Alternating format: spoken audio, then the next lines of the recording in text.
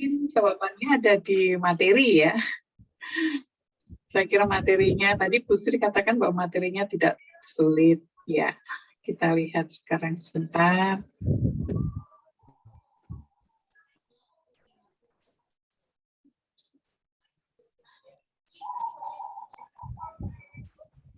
Sudah terlihatkah semua? Sudah, Bu Dia. Ampun. Ye. Kami persilahkan Ibu Sri Mulyani SKM, waktu ada 60 menit, selesai nanti pukul 14, sekarang pukul 13, ye. Oh, iya. Silahkan, sampai dengan pukul 2, jam 2, ye. Ya. Monggo, Ibu. Baik, terima kasih Bu Dia atas waktu yang sudah diperkenankan untuk kami. Yang saya hormati Dewan Komisaris PT LIPA Mitra Nusa, yang saya hormati Dewan Pakar, yang saya hormati Ibu Direktur dan para pengurus PT LIPA Mitra Nusa, yang saya hormati para panitia, rekan kerja PT LIPA Mitra Nusa, dan yang saya cintai teman-teman semua peserta workshop workshop manajemen puskesmas gitu ya, workshop manajemen puskesmas pada angkatan sekarang ini. Baik, saya akan mencoba untuk menyampaikan tentang sistem manajemen puskesmas dan perencanaan tingkat puskesmas. Jadi fokusnya nanti ada di perencanaan tingkat puskesmas, begitu ya. Mudah-mudahan apa yang saya sampaikan ini nanti bisa dipahami oleh Bapak Ibu semua. Nah, kebetulan apa yang saya sampaikan ini sebenarnya sudah kita bahas di WA Group ya. Kebetulan pada saat WA Group yang pertama itu saya kalau nggak salah mengangkat tentang perencanaan puskesmas ini, begitu. Baik, monggo Bu Dia lanjut.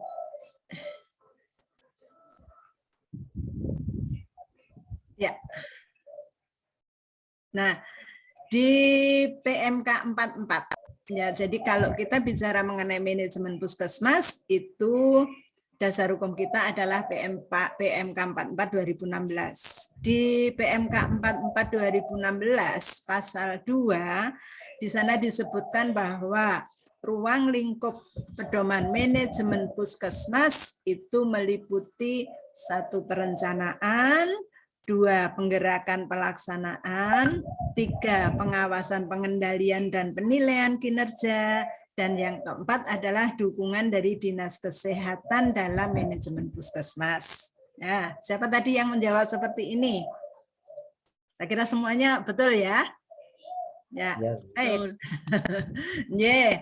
Jadi kita membuat soalnya juga tidak sulit-sulit kok. Sulit apa yang ada di materi ini. Lanjut. Nah, Bapak Ibu tentang manajemen puskesmas. Diklik aja Budi ya. Yeah. Tentang manajemen puskesmas tadi disampaikan bahwa manajemen puskesmas yang kita sampaikan ini adalah manajemen yang paling sederhana ya saya kira. Ini adalah meliputi P1, kemudian P2, kemudian P3. Nah, ini sesuai dengan namanya ya. P1 itu P-nya juga cuma 1, yaitu hanya perencanaan aja. P2, P-nya 2, penggerakan pelaksanaan. P3, P-nya juga 3, pengawasan, pengendalian, penilaian kinerja, gitu ya. Nah, cuman yang perlu kita pahami di sini dan nanti juga sebagai bekal kita untuk menjadi surveyor di puskesmas ketika kita telusur bahwa di dalam sistem manajemen puskesmas ini ada beberapa hal yang harus kita pahami, kita pikirkan secara komprehensif begitu ya. Dalam pelaksanaan, dalam implementasi manajemen di puskesmas itu yang pertama bahwa semua pejabat yang ada di puskesmas itu harus mempunyai sifat kepemimpinan. Jadi sifat kepemimpinan itu tidak hanya dipunyai oleh kepala puskesmas saja, tetapi semua pejabat yang duduk di dalam di dalam struktur organisasi itu punya sifat kepemimpinan karena dia harus bisa menjadi panutan dari anak buahnya di bawahnya begitu. Kemudian yang kedua, sebagai pemimpin dia harus bisa melakukan kontrol. Belum Bu Diah? Belum Bu Diah?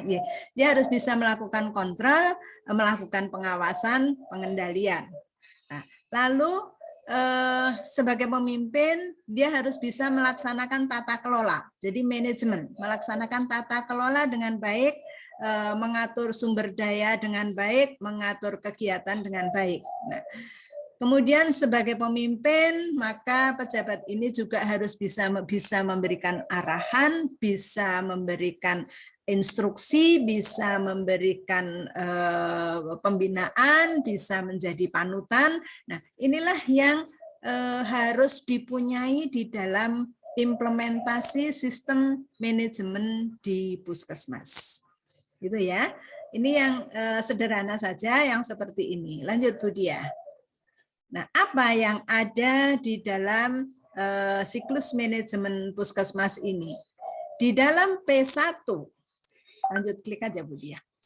Ya. Di dalam P1, perencanaan Puskesmas itu pasti akan diawali dengan adanya pembentukan tim, kalau sekarang namanya adalah tim manajemen Puskesmas, sesuai dengan PMK 44 itu, tim manajemen Puskesmas. Di dalam tim manajemen Puskesmas nanti ada 3 subtim, tim perencanaan, tim penggerakan, dan tim pengawasan pengendalian, begitu ya. Nah, pembentukan tim ini harus dibentuk. Kemudian yang kedua, harus melakukan pengumpulan data dan informasi.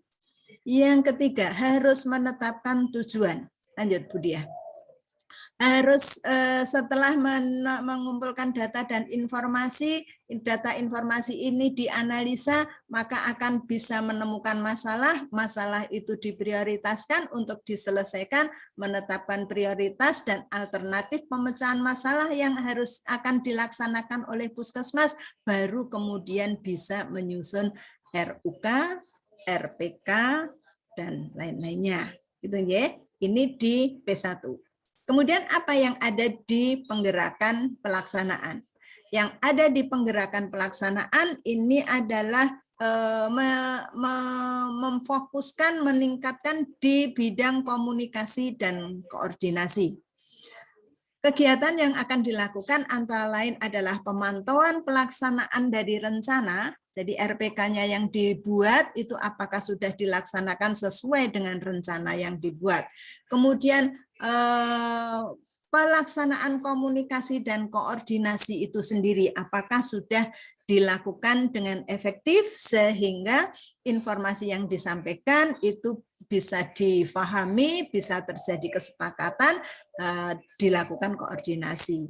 Lalu yang ketiga adalah peningkatan mutu yang berkesinambungan. Di dalam penggerakan pelaksanaan inilah nanti plan, do, study, action atau plan, do, check, action-nya itu akan dilaksanakan. Jadi di pelaksanaan penggerakan ini. Nanti Pak Agus Cipto yang akan lebih menjelaskan tentang hal ini. Kemudian apa yang ada di pengawasan pengendalian dan penilaian kinerja? Yang ada di sini antara lain adalah bahwa kita melakukan pemantauan pelaksanaan kegiatannya dan hasil kegiatannya. Bagaimana kita bisa melakukan supervisi, melihat apakah kegiatan itu sudah dilakukan dengan benar, sesuai dengan standarnya, benar-benar dilaksanakan, real, nah, itu dilakukan dengan supervisi, kemudian juga hasil kegiatannya apakah sudah sesuai dengan target. Ya, itu. Kemudian hasil dari pemantauan dan pelaksanaan serta hasilnya ini harus dilakukan analisa untuk kita bisa mengendalikan, kita bisa melihat apakah cakupan yang kita targetkan itu sudah tercapai. Ya, nih. Kemudian di akhir tahun maka kita akan melakukan penilaian kinerja, apakah capaian yang kita harapkan itu sudah tercapai atau belum. Nah, ini kira-kira kegiatan-kegiatan yang ada di dalam proses siklus manajemen yang ada di Puskesmas. Lanjutnya, nah sistem manajemen dari yang dijelaskan di dalam PMK 44 itu meliputi serangkaian proses yang terdiri dari perencanaan, pengorganisasian, pelaksanaan, mengkontrol, bagaimana kita bisa mengkontrol untuk mencapai sasaran atau tujuan secara berkesinambungan dikendalikan sepanjang waktu. Ya, secara berkesinambungan dikendalikan sepanjang waktu. Inilah yang nanti akan muncul, akan terlihat dalam PDCA atau PDSA-nya. Bagaimana kita bisa melihat prosesnya itu berkesinambungan dikendalikan sepanjang waktu, ini akan terlihat dari proses-proses dokumen-dokumen yang disiapkan oleh Puskesmas, bagaimana notulen di mini lokakarya, bagaimana rekam bukti kegiatan, pemantauannya, hasil kinerjanya sudah dianalisa atau belum, itu akan bisa kita lihat dan apakah itu nanti akan mencerminkan sistem manajemen yang berlaku di Puskesmas. Begitu ya. Lanjut Bu Dia. Nah, ini implementasinya. Ya. Implementasi sistem manajemennya di Puskesmas itu yang pertama kali kita pasti akan melakukan analisa situasi. Ya. Analisa situasi ini biasanya kalau teori yang dulu waktu masih PTP itu ada dua hal analisanya, ada analisa umum, ada analisa khusus, gitu ya. Di sini maksudnya adalah untuk bisa mengenal masalah dengan tepat berbasis data dan informasi. Jadi bukan karena asumsi ya, bukan karena asumsi, tapi kita bisa berbasis data dan informasi yang kita analisa, maka kita bisa menemukan masalah. Nah, masalah-masalah inilah yang akan kita kelola, kemudian kita carikan solusi, kita tetapkan sebagai jenis kegiatan, ini nanti yang akan masuk ke dalam perencanaan Puskesmas. Perencanaan Puskesmas itu dimulai dengan membuat rencana 5 tahunan, kemudian dijabarkan dalam rencana tahunan, yaitu ada RUK, lalu RUK ini dilaksanakan dengan membuat RPK. Di dalam pembuatan RUK dan RPK ini pasti akan melibatkan lintas program, lintas sektor, masyarakat dalam penyusunannya, gitu ya. Ini untuk perencanaan. Kemudian perencanaan ini sudah jadi, maka dilaksanakan. Ada actionnya, dilaksanakan. Untuk pelaksanaannya kita perlu adanya penggerakan. Nah, di dalam pelaksanaan ini, maka kita harus memperhatikan sumber daya yang dipunyai oleh Puskesmas maupun klinik.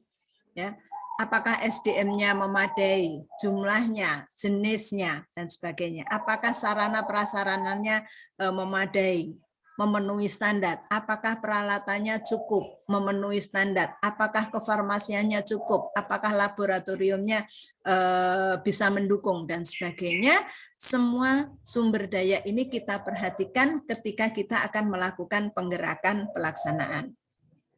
Di dalam penggerakan pelaksanaan ini kita akan meningkatkan, melakukan komunikasi dan koordinasi dalam pelaksanaannya, baik secara lintas program, lintas sektor, komunikasi koordinasi dengan masyarakat, sasaran pelayanan. Gitu ya. Ini yang kita lakukan nanti di dalam penggerakan pelaksanaan. Lanjutnya dari penggerakan pelaksanaan ini kita akan mendapatkan hasil. Maka hasil itu akan dicatat dan dilaporkan.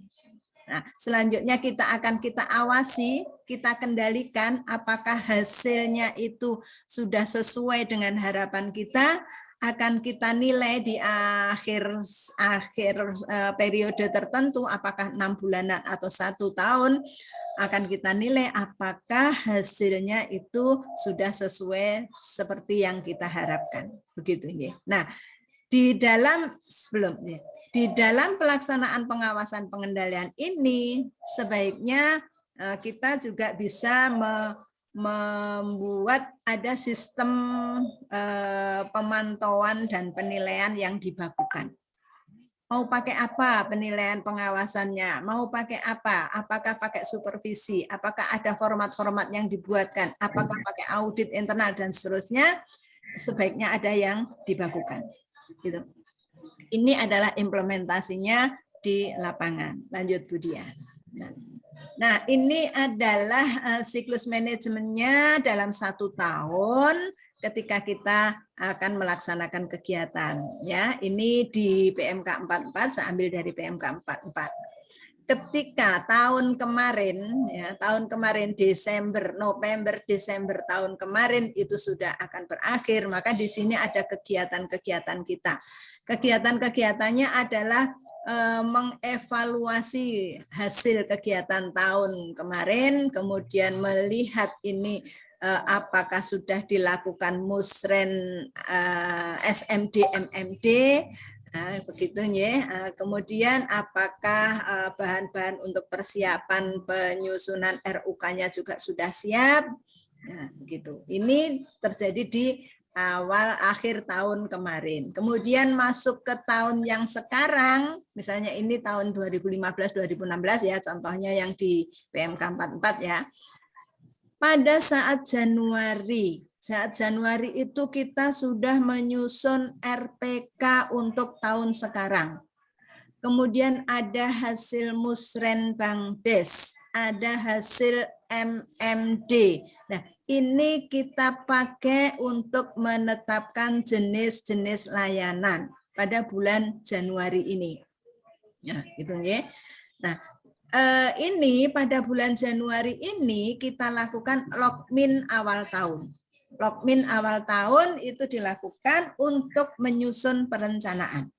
Hati-hati, ini bisa menjadi pertanyaan jebakan untuk puskesmas, apa yang akan dilakukan pada saat logmin awal tahun. Begitu. Jadi sebenarnya bahwa logmin awal tahun itu digunakan untuk menyusun perencanaan pada baik perencanaan untuk tahun yang akan berjalan maupun perencanaan untuk tahun yang akan datang. Begitu ya seterusnya. Kemudian bulan Februari masuk ke Musrenbang Kecamatan. Nah, ini disinkronkan, RUK-nya Puskesmas disinkronkan dengan rencana di tingkat kecamatan. Ada singgungan tidak?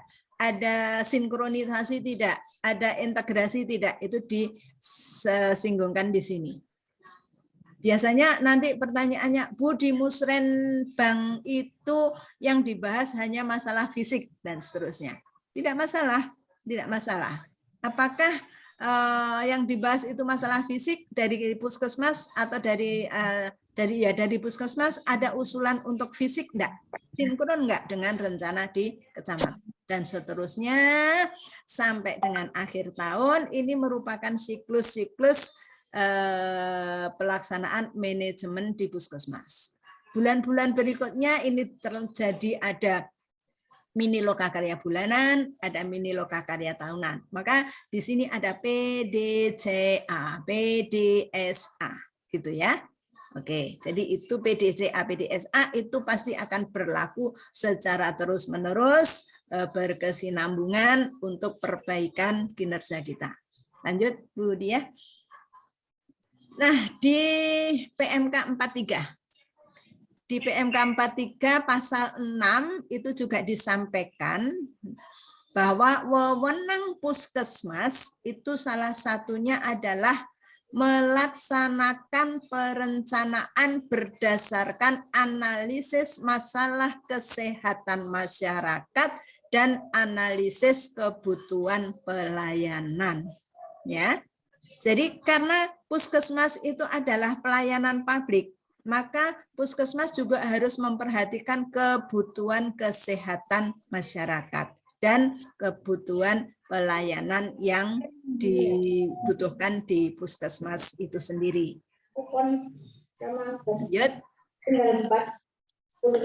Nah, kalau ini adalah siklus perencanaan dan penganggaran daerah. Ya. Jadi ketika kita menyusun perencanaan di satu daerah, maka kita lihat dulu siklus perencanaan dan penganggaran daerahnya. Ini adalah siklus perencanaan penganggaran di daerah. Nah, Untuk puskesmas itu ada di nomor 1 dan nomor 2. Ya, ada di nomor 1 dan nomor 2. Mulai dari musrenbang desa sampai musrenbang kecamatan. Musrenbang kecamatan, ketika kita mengikuti musrenbang kecamatan, maka RUK kita setelah musrenbang kecamatan, maka RUK kita sudah bisa ditandatangani oleh kepala puskesmas. Ya, gitu. Jadi sebenarnya kalau ada puskesmas yang kirim RUK-nya sampai dengan bulan Maret atau April, itu sebenarnya kurang tepat. Karena sebenarnya bahwa RUK itu harusnya sudah jadi ketika musrenbang kecamatan itu sudah dilaksanakan.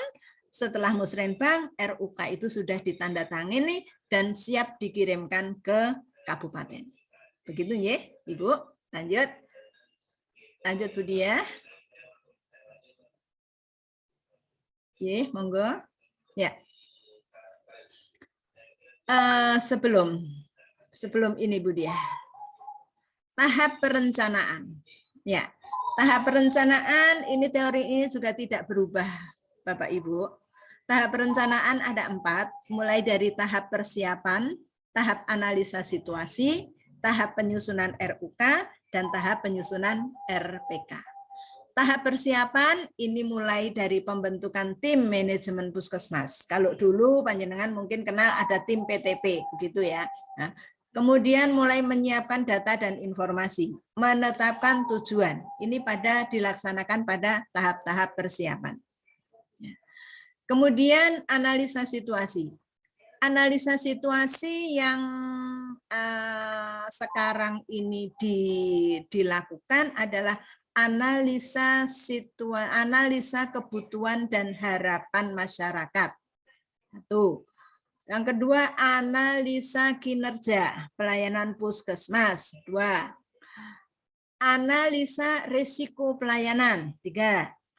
Yang keempat adalah analisa peluang pengembangan. Apakah ada kegiatan-kegiatan yang akan menjadi program inovasinya di puskesmas. Nah, itu dianalisa. Yang sering saya dapatkan seperti misalnya ya, di perencanaan di RUK-nya puskesmas itu mencantumkan ada 10 penyakit terbanyak. Yang ada hanya data aja, tapi 10 penyakit terbanyak ini mau diapain? Nah, itu enggak ada. Nah, makanya perlu dianalisa. Apakah penyediaan obat, penyediaan alat, bahan habis pakai sudah mendasar pada analisa penyakit itu tadi, analisa 10 besar penyakit, misalnya seperti itu. Ya, inilah fungsinya ketika kita akan melakukan analisa situasi. Berikutnya, ketika kita sudah mendapatkan hasil dari analisa situasi, sudah mendapatkan rencana solusi yang terpilih, maka kita akan mulai untuk menyusun RUK. Menyusun RUK dimulai dengan penetapan dan prioritas masalah, kemudian ada penetapan prioritas alternatif pemecahan masalah, lalu disusun menjadi RUK dalam satu metrik usulan, gitu ya. Penetapan dan prioritas alternatif masalah yang terpilih inilah nanti yang mungkin akan menjadi jenis-jenis layanan yang ada di puskesmas, gitu ya. Nah, ini disusun sehingga akhirnya menjadi sebuah usulan, menjadi dokumen rencana usulan kesehatan. Ya, kalau RUK-nya sudah jadi diajukan ke Dinas Kesehatan, sudah disetujui, turun DPA, nah, maka kita mulai menyusun RPK. Menyusun RPK, lalu juga kita bahas bagaimana jika terjadi perubahan yang situasi yang memerlukan adanya perubahan rencana. Ya, itu maka kita tetapkan bagaimana mekanismenya untuk melakukan perubahan rencana di puskesmas ini. Gitu. Nah, ini adalah tahapan-tahapan dalam perencanaan. Baik, lanjut. Nah, tahap persiapan. Bentar ya. Tahap persiapan, tujuan tahap ini adalah membentuk tim perencanaan tingkat puskesmas. Tim perencanaan puskesmas ini ada di dalam tim manajemen puskesmas. Tim manajemen puskesmas itu diketuai oleh kepala puskesmas, mungkin koordinator pelaksananya bisa bisa KTU, anggotanya bisa terdiri dari para PJ-PJ dan sebagainya. Itu membentuk tim perencanaan tingkat puskesmas.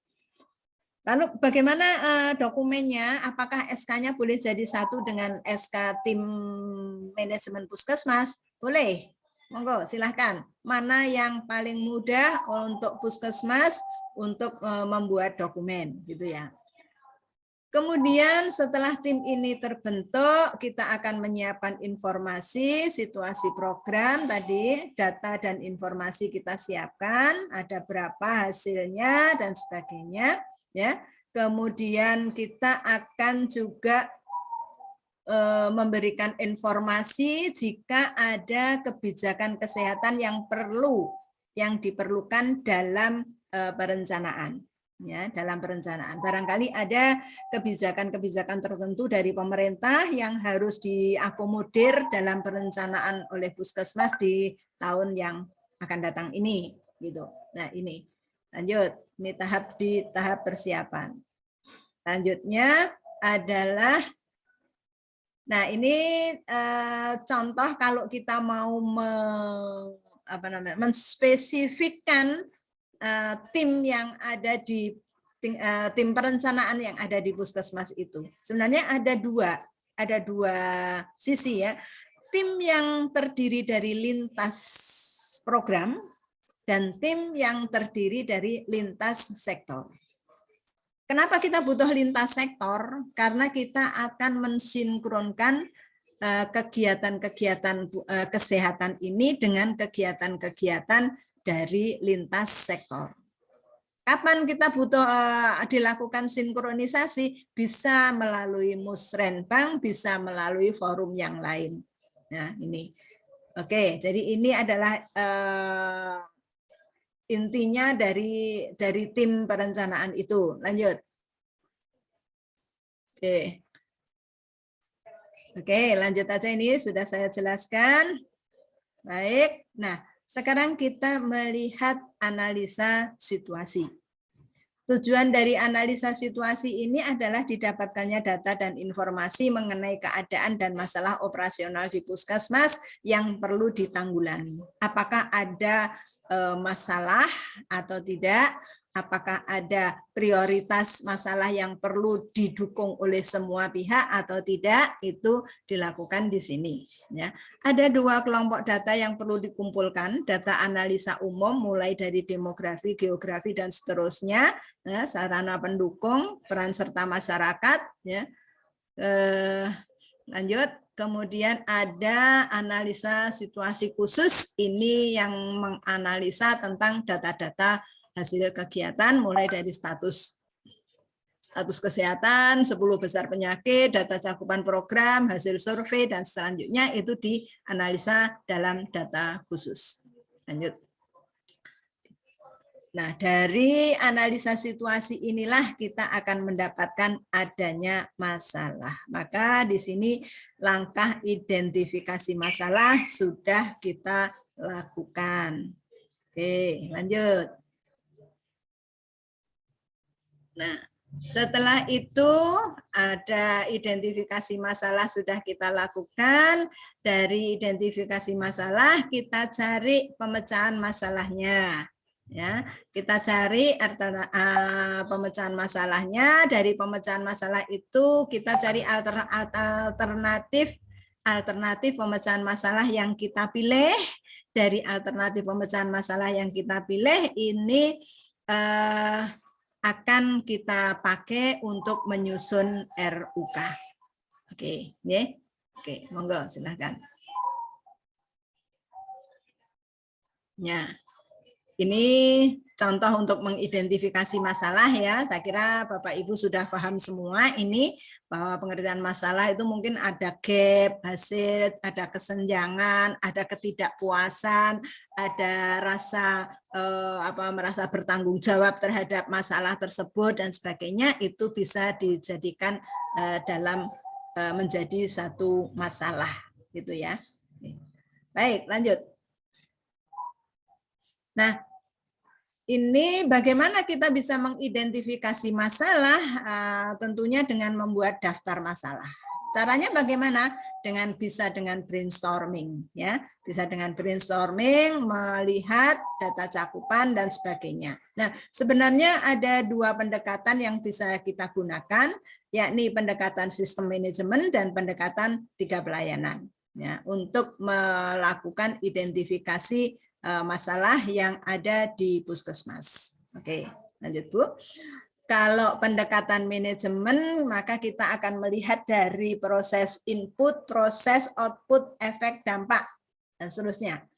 Inputnya bagaimana, itu kita lihat dari 3M, atau mungkin sampai ke 5M dari upaya puskesmas itu. Apakah ada kesenjangan, apakah ada masalah dalam 5M-nya, itu bisa diangkat, dimasukkan dalam identifikasi masalah. Dari proses bagaimana koordinasinya, bagaimana integrasinya, bagaimana sinkronisasinya, bagaimana simplifikasinya, bagaimana mekanismenya, dan seterusnya. Apakah ada masalah? Kalau ada, angkat, masuk ke dalam identifikasi masalah. Dalam outputnya, sudah mencapai target belum? Apakah tujuan internalnya sudah tercapai? Atau mungkin sampai ke dampak, apakah tujuan eksternalnya tercapai atau tidak? Itu ya, untuk mengidentifikasi masalah dengan pendekatan manajemen. Lanjut Bu. Ini format bantu ya. Format bantu ketika kita melakukan identifikasi masalah. Yang paling mudah biasanya yang saya contohkan adalah seperti ini. Jadi di sini ada program dan kegiatannya atau pelayanan dan kegiatannya, ada targetnya, ada cakupan, ada masalah atau tidak, ada kemungkinan penyebab masalah atau tidak. Nah, ketika kita mencari kemungkinan penyebab masalah, maka di sini kita sudah bisa menggunakan tools management. Ada Fishbone, ada diagram alur, ada YY, ada RCA, dan seterusnya. Banyak tools yang bisa kita gunakan untuk mencari kemungkinan penyebab masalah. Penyebab masalah sudah ditemukan, maka kita akan bisa memprioritaskan penyebab masalah yang paling dominan. Di sini maka kita akan mencari akar masalah, gitu ya. Lalu kita cari ada alternatif pemecahan masalahnya. Bagaimana kita bisa memecahkan masalah yang dianggap dominan itu? Nah, di sini juga kita bisa menggunakan tools, ya. Ada USG, ada NCUA, ada Karel dan seterusnya. Nah, kemudian dari alternatif pemecahan masalah ini kita prioritaskan menggunakan USG, NCUA dan seterusnya, maka akan mendapatkan pemecahan masalah terpilih. Kenapa kok harus ada pemecahan masalah terpilih? Karena itu tadi, ingat, kita harus memperhatikan sumber daya yang ada di puskesmas. Jadi untuk memecahkan masalah ini, apakah sumber dayanya mencukupi atau tidak. Lalu dari sini akan menjadi kegiatan yang diusulkan dan seterusnya. Jadi ini format bantu yang akan sangat memudahkan bagi puskesmas untuk membuat perencanaan. Lanjut. Selanjutnya adalah usulan RUK. Ya. RUK ini dibuat mendasar pada analisa data N-1 akan dipakai untuk menyusun N+1. Gitu ya. Jadi usulan kegiatan yang masuk dalam RUK. Meliputi seluruh upaya yang ada di Puskesmas, meliputi manajemen UKM, UKP, mutu, rencana kegiatan merupakan rencana kegiatan tahun yang akan datang, baik kegiatan rutin, kegiatan sarana prasarana, kegiatan operasional, kegiatan pemeliharaan, kegiatan diklat, dan sebagainya. RUK ini harus disusun dalam sebuah dokumen yang lengkap, dilampiri dengan metrik usulan kegiatan. Ajukan RUK ini ke Dinas Kesehatan. Jadi RUK itu bukan hanya lembaran metrik saja, tetapi sebuah dokumen lengkap karena di situ ada analisanya kenapa kok Puskesmas harus mengusulkan kegiatan ini. Gitu. Lanjut. Upaya kegiatan pengembangan, apa yang akan dikembangkan? Nah, ini merupakan nanti bisa menjadi inovasi Puskesmas, bisa untuk program ini maka ini harus dilihat latar belakangnya kenapa kok perlu program inovasi ini. Kalau Puskesmas itu belum mampu melaksanakan tetapi menjadi kebutuhan, maka ini bisa diusulkan ke Dinas Kesehatan untuk disupport oleh Dinas Kesehatan. Lanjut. Ya. Ini adalah format RUK menurut PMK 44. Jadi nanti ini bisa dipakai oleh Puskesmas. Untuk menyusun metriknya RUK ini seperti ini. Gitu ya. Nanti dilihat di PMK 44. Lanjut. Nah, sekarang kalau RUK-nya sudah jadi, sudah diusulkan, sudah disetujui, lalu turun alokasi, maka kita akan menyusun RPK. Ketika kita menyusun RPK, apa yang harus kita perhatikan? Yang pertama adalah mempelajari alokasi kegiatan, anggaran. Apakah sudah sesuai dengan yang kita usulkan atau lebih besar atau lebih kecil? Kemudian bandingkan alokasi itu dengan RUK yang diusulkan. Ya.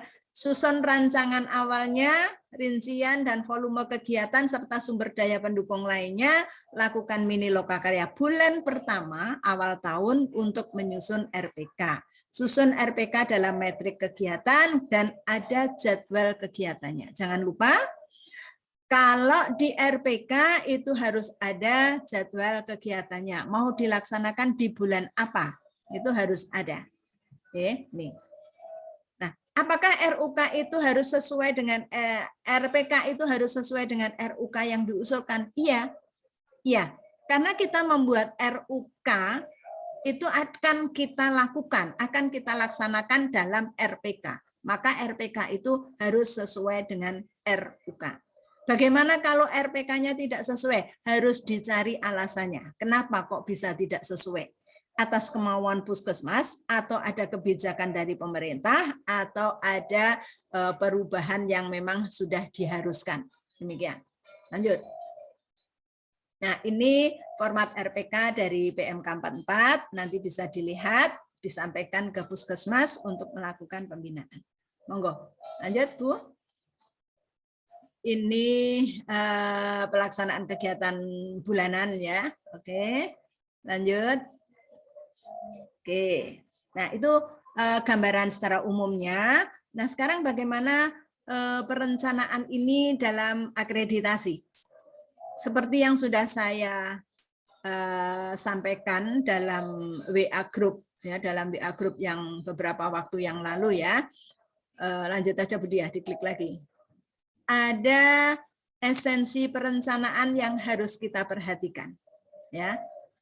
Satu, ada tim manajemen. Kenapa kita harus menyusun tim manajemen? Itu sesuai dengan PMK 44. Puskesmas kenapa kok harus ada tim manajemen? Supaya manajemen di Puskesmas itu bisa berjalan dengan lurus, dengan baik, dengan hasil yang memuaskan, sesuai dengan PMK 44. Para pejabatnya, para orang-orangnya harus memahami sistem manajemen. Sistem manajemennya seperti apa? P1, P2, P3, itu tadi. Kenapa kok harus memahami sistem manajemen? Ya, supaya pengelolaan kegiatannya, pengelolaan pelayanannya sesuai dengan manajemen yang diharapkan. 3. Penetapan visi, misi, tujuan, dan tata nilai. Ya. Kenapa kok harus ditetapkan visi, misi, tujuan, dan tata nilai? Visi ini adalah tujuan yang akan dicapai, goals. angen-angen, cita-cita yang ingin dicapai. Visinya harus sesuai dengan, sekarang visinya harus sesuai dengan pemerintah daerah, Bu, nggak masalah. Ya, nggak masalah. Yang penting kita pahami bahwa di dalam visi ini ada kegiatan kesehatan yang ada di dalamnya. Visi ini akan dicapai melalui misi-misi yang sudah ditetapkan, ya, melalui misi-misi yang ditetapkan. Nah, ini ada di EP 111A. Ya, nanti coba dilihat nanti di sana di EP 111A, maka Puskesmas diminta untuk menetapkan visi, misi, tujuan, dan tata nilai. Yang jelas di dalam visi misi ini harus tercantum di dalam Renstra, ya, Renstra atau Renlitanya Puskesmas itu harus tercantum, ya, di sana. Kemudian berikutnya, esensi berikutnya, penetapan jenis layanan. Nah, dalam penetapan jenis layanan ini diminta oleh EP 111B. Ya. Nah, sekarang istilahnya baru ya, ini saya juga belum terbiasa ini. Kalau dulu kan 111, 112 gitu. Sekarang 111B. Bagaimana menetapkan jenis layanan? Tadi kita akan melakukan analisa data, ada analisa data khusus, ya, ada data kinerja, nah, ada data kebutuhan harapan masyarakat, ada analisis risiko, ada analisis peluang pengembangan. Untuk data kinerja, analisis kinerja, ini juga ada EP yang meminta, yaitu 211C. Nanti coba dilihat ya di sana, di standar yang baru, ya, di standar yang baru. Untuk analisis kebutuhan dan harapan masyarakat, itu juga ada diminta di EP-nya. 211A, ya, di sini. Oke, ya. Nah, oleh karena itulah maka ketika kita melakukan analisis maka akan kelihatan jenis-jenis layanan yang dibutuhkan di Puskesmas. Nah, Bapak Ibu, ketika kita melakukan analisis kinerja, ketika kita melakukan analisis kebutuhan harapan, ketika kita melakukan analisis risiko, maka yang perlu diperhatikan adalah pengolahan dan analisis datanya itu harus sampai pada penetapan kegiatan yang akan masuk ke dalam RUK. Jadi misalnya dari analisis data kinerja KIA, dari analisis data kinerja KIA yang paling rendah capaiannya adalah ini, penyebabnya adalah ini, maka kegiatan yang akan kita usulkan adalah ini. Nah, harus sampai pada kegiatan yang diusulkan atau kegiatan yang terpilih. Nah, gitu. Demikian pula dengan kebutuhan dan harapan masyarakat, dengan analisis risiko, dengan peluang pengembangan. Maksud saya, jangan sampai Puskesmas itu hanya berhenti di unsur pengolahan datanya saja, tetapi harus sampai ke jenis kegiatan yang akan diusulkan. Kenapa? Karena di sini analisa data di sini dimaksudkan adalah untuk menyusun perencanaan. Oleh karena itu harus sampai pada penetapan jenis-jenis kegiatan yang akan diusulkan dalam RUK. Jika di Puskesmas tidak sampai ke sana, maka itu menjadi kewajiban kita untuk melakukan pembinaan. Kemudian analisa data ini juga ada pembahasan dengan baik secara lintas program maupun lintas sektor. Selanjutnya disusun penyusunan rencana 5 tahunan Puskesmas mendasar pada Renstra Dinas Kesehatan. Ini juga ada EP-nya, ada EP 111C. Dari sini di breakdown setiap tahunnya menjadi RUK, penyusunan RUK pelayanan dan RUK Puskesmas. Ya. Untuk menyusun RUK itu pasti dimulai dari RUK pelayanan, baik pelayanan UKM maupun pelayanan UKP, maupun pelayanan jaringan. Nah, dari PJPJ, ya, ini dari PJPJ. Dari PJPJ nanti akan dikumpulkan, dikoordinasikan, disinkronkan akan menjadi RUK-nya Puskesmas, gitu. Jadi arahnya ke sana. Ini ada di EP111D, EP211D, EP212. Ya, kriteria 212. Dari RUK yang sudah disetujui ada penerimaan alokasi anggaran. Ini ada di 111E. Kemudian disusun RPK tahunan Puskesmas dan kemudian RPK pelayanan 111E dan 213A. Nah, kebalikan Ibu, kalau Bapak Ibu, kalau RUK itu menyusunnya dari bawah dulu, dari pelayanan lebih dahulu baru menyusun RUK Puskesmas. Kalau RPK itu disusun oleh RPK Puskesmas dulu, baru di breakdown ke pelayanan sampai ke pelaksana, sampai ke pelaksana, gitu ya. Jadi kebalikannya. Kemudian ada kegiatan MONEF. Ya, MONEF, apakah pelaksanaan kegiatannya sudah sesuai dengan rencana? Ya, apakah juga ada penyusunan RPK bulanan? Nah, ini ada di EP11F, ada di EP213B. Nah, jika dari hasil MONEF ini mengharuskan Bapak Ibu melakukan perubahan kegiatan, maka ada perubahan rencana.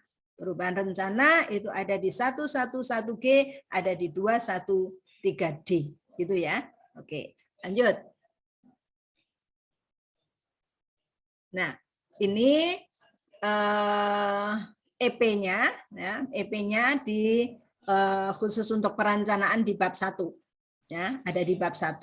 Ya, ditetapkan visi misi, ditetapkan jenis layanan, ditetapkan rencana 5 tahunan Puskesmas, kemudian RUK Puskesmas, kemudian ada RPK Puskesmas, kemudian ada RPK bulanan, ada revisi perencanaan. Gitu ya, klop ya. Oke, lanjut Budi. Nah, ini untuk menetapkan jenis-jenis layanan. Menetapkan jenis-jenis layanan itu bisa bottom up, mulai dari bisa dilaksanakan melalui bottom up, bisa top down. Nah, bottom up itu yang berasal dari bawah, gitu ya. Ya. Oke. Nah, permasalahan di dalam penyusunan perencanaan. Beberapa hal yang harus menjadi perhatian kita. Yang pertama adalah renstra, ya. Apa yang bisa diambil dari sebuah renstra untuk perencanaan di Puskesmas? Ini yang harus difahami oleh Puskesmas, ya. Kadang-kadang kita membuat dokumen itu ya pokoknya hanya menginternalisasi dokumen gitu aja tanpa memahami tujuannya. Nah, dalam sebuah rencana strategis, langkah awal adalah dengan menetapkan visi, misi, tujuan, program kegiatan, indikator, dan target. Ini semua ditetapkan dalam rencana 5 tahunan Puskesmas. Dari mana mengacunya? Puskesmas mengacunya dari Renstra Dinas Kesehatan. Ya. Dari Renlita yang disusun oleh Puskesmas, di breakdown dalam rencana tahunan menjadi RUK. Kalau di Puskesmas Blut, khusus untuk Blutnya ada RSB. Dari RSB ada RPK atau RPA, dan seterusnya. Oke, lanjut. Nah, bagaimana mensinkronkan visi dan misi dengan perencanaan dan indikator kinerja? Ini yang harus difahami juga oleh Puskesmas. Visi itu adalah tujuan, cita-cita, keadaan, angen-angen yang akan datang yang harus dicapai, yang akan dilaksanakan dengan penetapan misi, program, dan kegiatan. Oleh karena itu, Puskesmas dalam menyusun program dan kegiatannya semestinya sesuai dan sinkron dengan keadaan yang diinginkan oleh visi dan misi itu tadi. Nah, ini maka buatlah sebuah uraian yang menggambarkan sinkronisasi antara visi, misi, strateginya apa, program pelayanannya melalui program apa, kegiatannya apa, indikatornya apa. Itu sebenarnya ada semua di Puskesmas itu. Oke, itu ya. Lanjut, Budia. Nah, apa yang perlu kita telusur dalam rekam bukti kegiatan? Dalam rekam bukti kegiatan di mini lokakarya awal tahun digunakan untuk rapat perencanaan. Paling tidak di sana adalah menyusun RPK tahun yang berjalan mendasarkan RUK tahun berjalan. Yang kedua, digunakan untuk menyusun RUK tahun depan. Pada saat penyusunan perencanaan ini, maka Kepala Puskesmas menjelaskan kembali peran visi dan misi serta rensranya atau RSB-nya dalam perencanaan itu. Dan itu harus bisa terlihat di dalam notulen perencanaan. Ya, ingat ya, harus terlihat di dalam notulen awal tahun. Dalam notulen awal tahun itu paling tidak ada penjelasan visi misi, penjelasan rensra yang harus dilakukan pada tahun ini dan seterusnya. Oleh karena itulah maka dokumen di dalam dokumen perencanaan itu pasti akan tercantum ini visi misinya. Oke ya. Oke, lanjut. Nah, di dalam wawancara, nanti kalau Bapak Ibu melakukan wawancara, maka setiap petugas, terutama tim manajemen puskesmas, utamanya adalah tim perencanaan, ini harus bisa menjelaskan definisi operasional dari visi misinya, sebagaimana tersuang dalam Renstra atau RSB-nya. Gitu ya. Jadi visi misi itu bukan hanya dihafal tanpa memahami maknanya. Lanjut. Ya, lanjut. Sinkronisasi dengan kebijakan pemerintah dan menu dari Dinas Kesehatan. Maka petugas di sini bisa menjelaskan dasar atau pedoman yang dipakai, gitu ya. Sebagai dasar untuk menyusun perencanaan, kemudian petugas juga bisa menunjukkan juknis, juklat turunan dari Dinas Kesehatan yang memuat menu kegiatan yang akan dilakukan di puskesmas. Ini biasanya yang dilakukan oleh puskesmas. Ya. Jadi puskesmas itu menyusun perencanaan sebagian besar pasti memuat dari juknis dan juklat turunan dari Dinas Kesehatan ini. Untuk kegiatan-kegiatan yang hasil dari analisa, itu nanti pasti bisa disinkronkan dengan kegiatan-kegiatan yang ada di juknis ini. Harusnya bisa seperti itu. Lanjut. Nah, analisa hasil penilaian kinerja. Perencanaan puskesmas ini bermula dari perencanaan masing-masing program. Dimulai dari akhir tahun, dilakukan penilaian kinerja masing-masing program, sampai akhirnya menjadi sebuah usulan kegiatan masing-masing program. Usulan dari masing-masing program ini merupakan kebutuhan dan harapan program. Ini disinkronisasi dengan menu program yang dari dinas tadi, yang dari juknis, juklat tadi. Menjadi usulan masing-masing program. Lalu usulan masing-masing program ini dikumpulkan oleh tim perencanaan, dilakukan integrasi, koordinasi, menjadi RUK-nya puskesmas. Begitu ya. Oke, ini contoh saja, lewat aja Bu. Lanjut. Nah, ini contoh saja, bisa lewat, nanti bisa dibaca sendiri. Nah, ketika proses penyusunan RUK dan RPK, maka kita harus memperhatikan siklus mekanisme perencanaan daerah. Tadi ya, yang gambar muter tadi. Apakah sesuai? Bapak Ibu nanti bisa melihat tanggal penetapan RUK-nya, tanggal penetapan RPK-nya. Apakah sesuai dengan mekanisme daerah ini? Dibahas secara lintas program, ini ada di rekam bukti. Sinkronisasi perencanaan visi, ini bisa dengan wawancara. Masing-masing pelaksana program membuat analisa kinerja, ini bisa dilihat di rekam buktinya. Masing-masing pelaksana program membuat usulan kegiatan, ada nggak usulan kegiatannya? Usulan kegiatan disampaikan kepada tim perencana, sama nggak usulan kegiatan dari masing-masing pelayanan dengan usulan kegiatan di puskesmas? Tim perencana menganalisa hasil survei SMD, MMD, dan seterusnya, apakah ini juga masuk dalam usulan RUK yang ada di puskesmas. Lanjut. Nah, kemudian dibahas dan mendapat masukan dari lintas sektor dalam mini lokakarya lintas sektor awal ataupun di dalam musrenbang tingkat kecamatan. sinkronisasi, dilakukan sinkronisasi di situ. Jadi kalau ada hal-hal yang harus disinkronkan atau diintegrasikan bisa berubah usulannya. Kemudian disusun dalam dokumen usulan kegiatan yang disahkan oleh pimpinan Puskesmas. Kapan mengesahkannya? Setelah pelaksanaan musrenbang tingkat kecamatan. Dikirim ke Dinas Kesehatan, nanti disetujui oleh Dinas Kesehatan, ada alokasi anggaran, dan seterusnya. Ini proses dalam perencanaan itu. Lanjut, Bu. Nah, catatan. Untuk dokumen RUK itu menampung semua usulan kegiatan, baik dari kegiatan manajemen, UKM, UKP, jaringan, jejaring, sarana prasarana, diklat, dan seterusnya. Semua kegiatan. RUK-nya itu jadi satu. RUK ini menampung kegiatan dari berbagai sumber anggaran. Ya. Bu, kalau BLUD itu kan untuk kuratif aja, dan itu menjadi menjadi RBA. Boleh, mau dipisahkan, monggo silahkan. Yang jelas ada dokumennya. Ya, RUK harus sesuai dengan rencana 5 tahunan. Ya, harus sesuai. Karena rencana 5 tahunan itu menjadi dasar untuk menyusun operasional kegiatan tahunan. Oke, lanjut.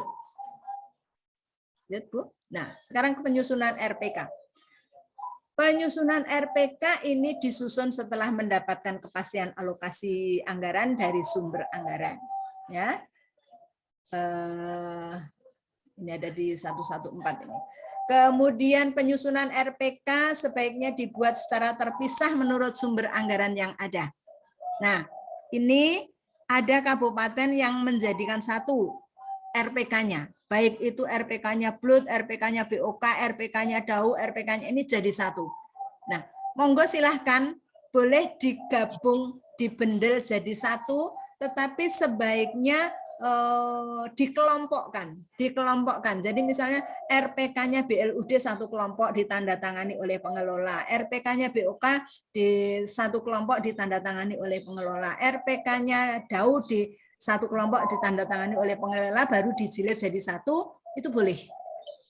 Tetapi kalau RPK itu dijadikan satu dan kemudian urutannya tidak urut, maka ini yang akan menjadikan kita menjadi bingung di dalam pelaksanaannya.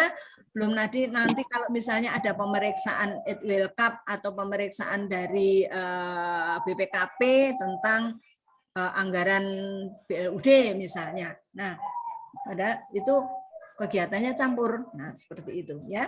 Waktunya, Bude. Oke, tinggal sedikit ini. Tinggal 5 menit ya.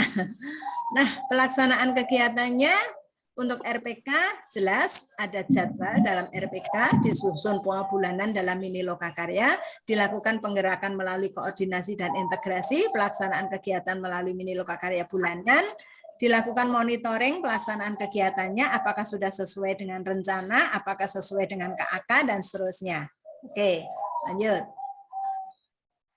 Evaluasi perencanaan. Nah, ini ada pertanyaannya nanti di EP. Kegiatan yang telah direncanakan dilaksanakan sesuai jadwal, dipantau pelaksanaannya agar sesuai dengan rencana, maka ada puskesmas yang menyusun format atau checklist pemantauan sesuai dengan jadwal, sesuai sasaran, sesuai anggaran, dan seterusnya. Diperlukan umpan balik masyarakat untuk menilai kualitas kinerja. Nah, umpan baliknya nanti ada. Hasil pemantauan ini dievaluasi. Apabila ada kendala, maka dilakukan revisi perencanaan. Untuk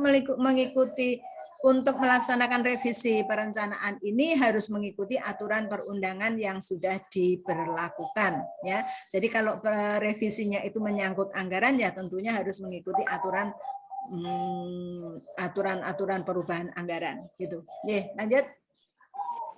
Oke, sudah selesai, Bu Dia. Saya kira masih 4 menit. Mohon maaf, mudah-mudahan apa yang saya sampaikan itu bisa difahami oleh Bapak Ibu semuanya. Gitu ya.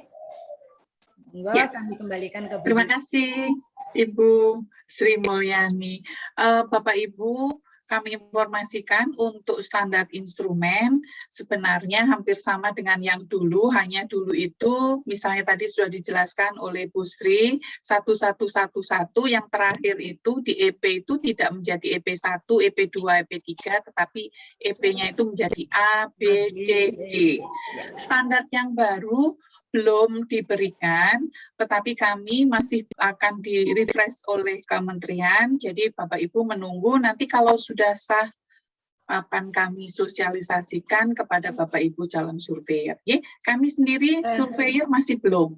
Mohon maaf Bu Dia, kalau standarnya sudah disahkan, instrumen yang belum instrumen, maaf. Instrumennya belum keluar, hanya standarnya yang sudah. Jadi itu nanti akan disosialisasikan, kami akan di-refresh oleh kementerian dulu minggu depan. Nanti akan kami, tapi pada dasarnya tidak beda jauh dengan yang lama. Yang 5 bab. Bapak Ibu, untuk sesi berikutnya, materi penggerakan dan pelaksanaan P2, kami mohon untuk Bapak Dr. Agus Cip untuk sudah siap kan? Kami akan bacakan biodatanya. Bapak monggo silakan. Sudah hadir kah Pak Agus?